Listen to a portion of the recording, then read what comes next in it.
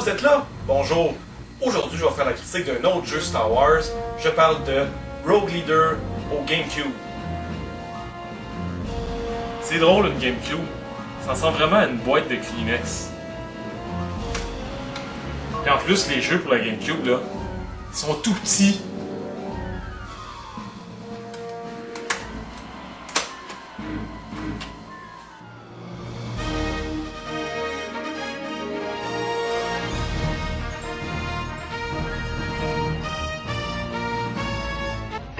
Rogue Leader raconte l'histoire de l'escadron Rogue, de la bataille de Yavin jusqu'à la bataille de Endor.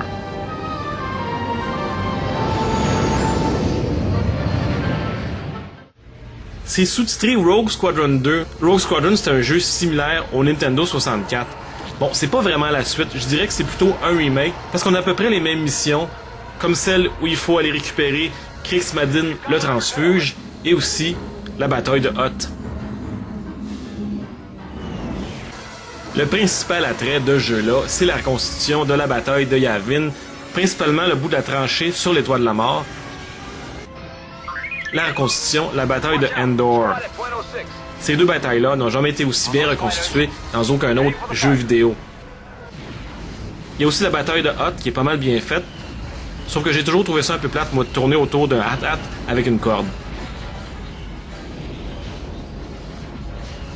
À notre disposition, il y a tout l'arsenal des rebelles de Star Wars, dont évidemment l'iconique X-Wing, aussi le Y-Wing,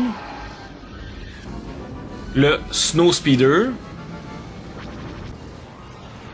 le B-Wing, et enfin le A-Wing. Ouais, ben mon A-Wing à moi là, il est vraiment couvert de poussière.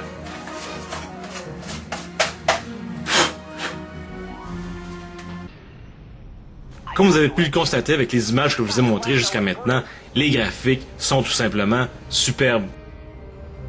Pour l'époque, le jeu date de 2001, les graphiques frôlent la perfection. Non seulement les modèles de vaisseaux sont très précis, mais tout ce qui est laser, explosion, jeu de lumière est fait à la perfection.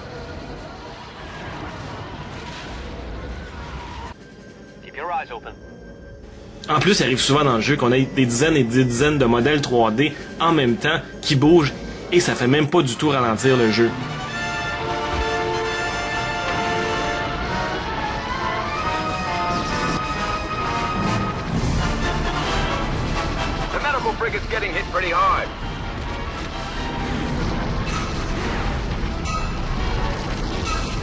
Comme pour les graphiques, les effets sonores sont aussi parfaits.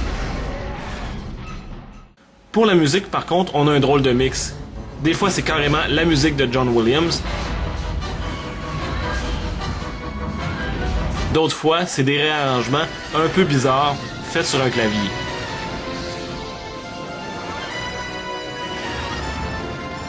Mais bon, c'est pas trop distrayant. On reste focusé sur l'action. Le seul petit bémol que j'ai à faire au jeu, c'en est pas vraiment un. C'est dans les contrôles. Ça devient bien dur des fois de tirer des TIE Fighters. Ça a peut-être l'air de rien de même, là.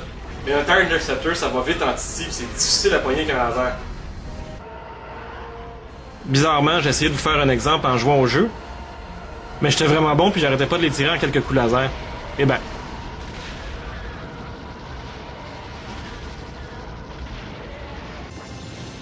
L'autre affaire qui est vraiment difficile à faire d'un contrôle, c'est de lancer des missiles. Le problème pour tirer des missiles, c'est qu'on n'est pas habitué de tenir la manette différemment. De nos jours, on tient les manettes comme ça. 2 pouces en arrière, 2 pouces en avant. Mais pour tirer des missiles, il faut sortir l'écran de visée qui est le Y ici. Puis le missile, c'est le piton B.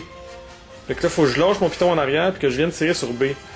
Mais le piton en arrière, il sert pas à grand chose de toute façon. C'est juste pour faire accélérer les véhicules. Mais Rogue Leader, ça demeure un jeu bourré d'action qui, même 10 ans plus tard, reste vraiment trippant à jouer et qui nous plonge carrément dans l'univers Star Wars.